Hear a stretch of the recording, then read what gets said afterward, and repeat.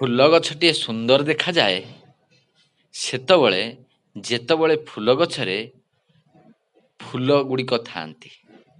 ଠିକ୍ ସେଇଭଳି ଗୋଟିଏ ପରିବାର ସୁନ୍ଦର ଲାଗେ ଯେତେବେଳେ ସମସ୍ତ ପରିବାରର ସଦସ୍ୟ ଗୋଟିଏ ଛାତ ତଳେ ସ୍ନେହ ଓ ମମତାର ପ୍ରେମରେ ବନ୍ଧନରେ ବାନ୍ଧି ହୋଇ ଗୋଟିଏ ଛାତ ତଳେ ରହିଥାନ୍ତି।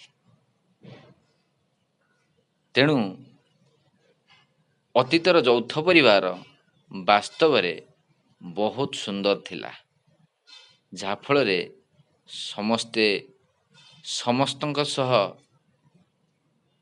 ଦୁଃଖ ସୁଖରେ ଭାଗି ରହୁଥିଲେ। ରହୁଛି, ଯଦି ଏ ଭିଡ଼ିଓଟି ଭଲ ଲାଗୁଥାଏ ଲାଇକ୍, ସେୟାର, କମେଣ୍ଟ ଏବଂ ସବସ୍କ୍ରାଇବ୍, ଫଲୋ କରିବାକୁ ଭୁଲିବେ ନାହିଁ।